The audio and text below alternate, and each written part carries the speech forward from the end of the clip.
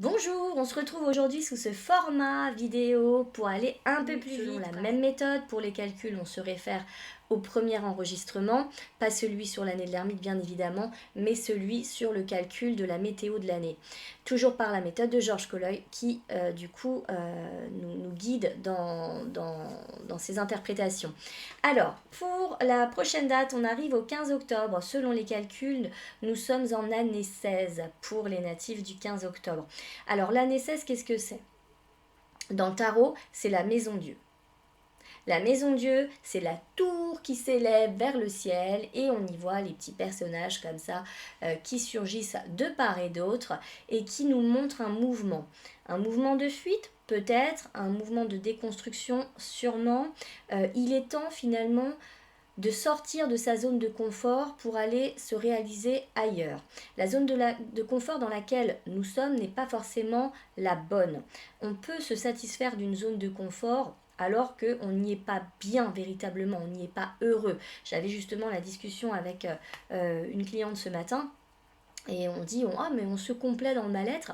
Bon, bah, c'est surtout qu'en fait, on y est habitué. Donc, c'est notre zone de confort. Mais à ce moment-là, avec le 16, on est en train de dire, moi, voilà, maintenant, il est temps d'en sortir. Il est temps d'aller construire autre chose ailleurs. Et bien, pour vous, c'est l'année. C'est l'année où on se reconstruit véritablement, où il y a du mouvement, il y a de l'excitation, de l'enthousiasme. Pas mal de fiesta, très certainement aussi avec le 16. Profitez-en, la vie est belle, il faut s'amuser, il faut mettre un peu de légèreté parce que dans cette construction, eh bien, on en a besoin. On a besoin de sortir de cette zone de confort, mais tout en gardant un certain mouvement un peu dansé comme ça, détente, pas de pression. Il y en a assez comme ça au quotidien.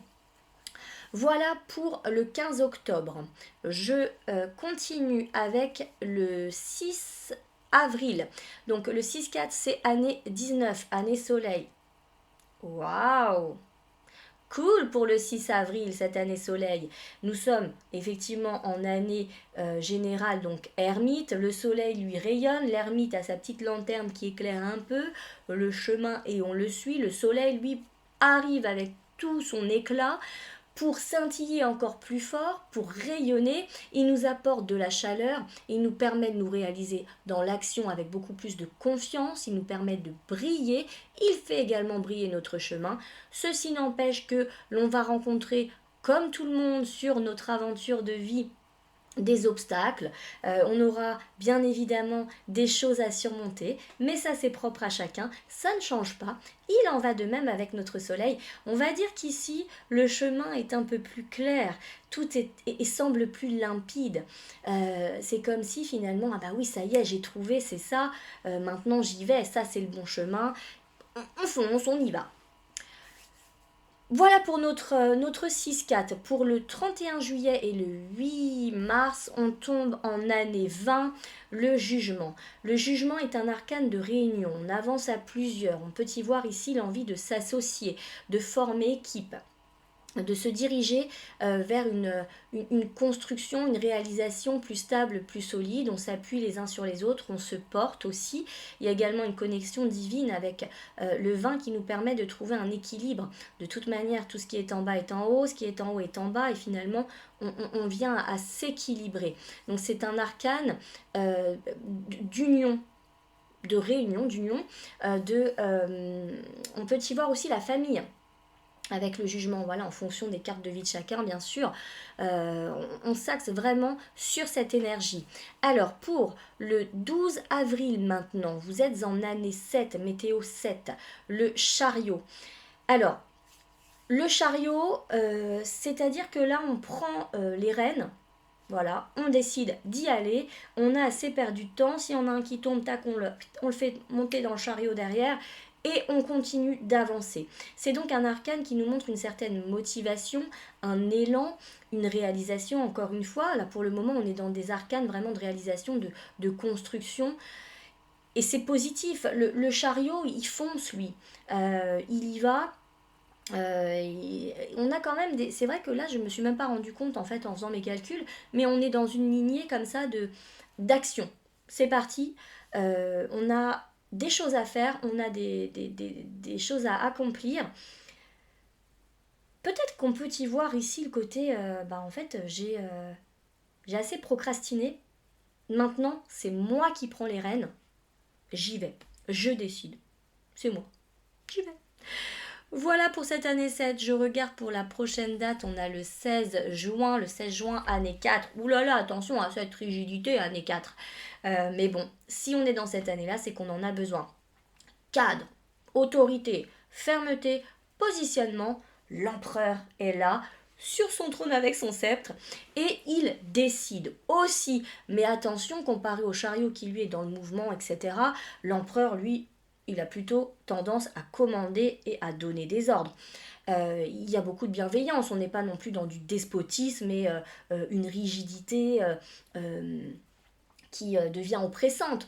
On est plutôt dans, voilà, ok, maintenant je sais où est ma place, j'y suis, je me positionne, je décide de faire comme ça, je m'y tiens.